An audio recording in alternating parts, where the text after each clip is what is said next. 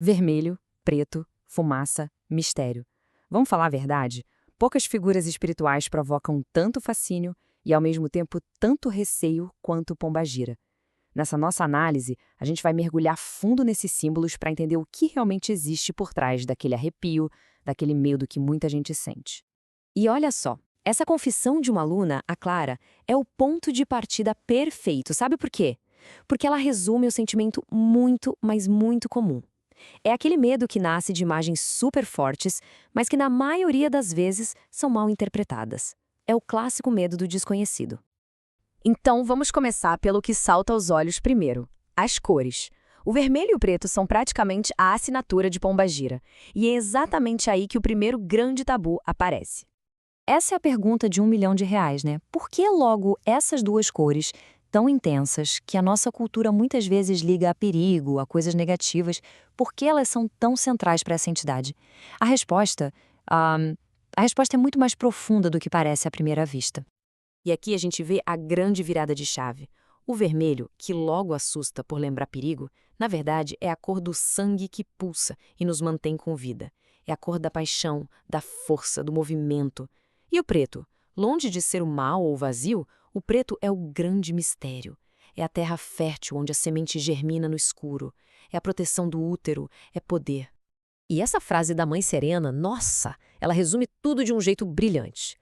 As cores não são sobre se esconder na escuridão. Pelo contrário, é sobre usar a profundidade do mistério para de lá de dentro fazer a luz brotar. Ok, superamos a questão das cores. Agora vamos para outro ponto que gera uma confusão danada: as oferendas. Coisas como champanhe, cigarros. Essa é uma pergunta bem lógica, não é mesmo? Se um espírito não tem corpo físico, não tem pulmão, não tem estômago, para que raios ele iria querer essas coisas?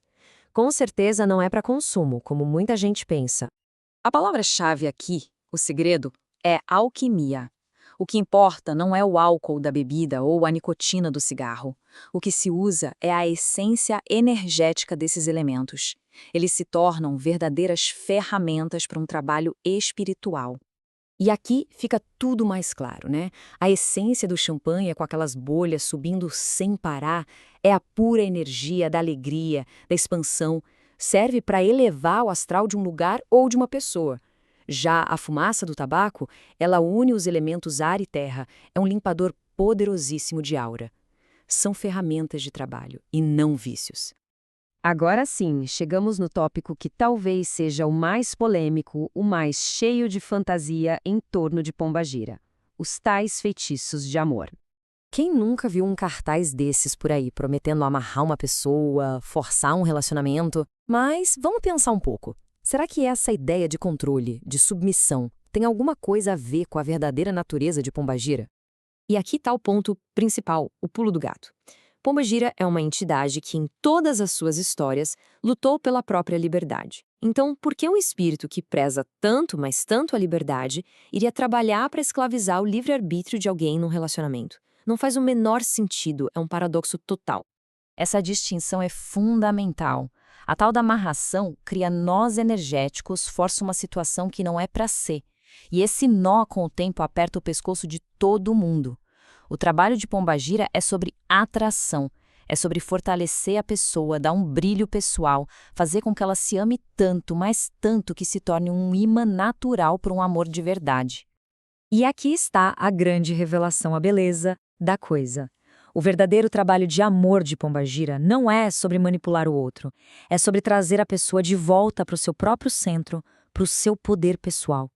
Bom, chegando ao final dessa nossa jornada, o que a gente pode concluir? O caminho que fizemos aqui foi basicamente um caminho do medo para o empoderamento.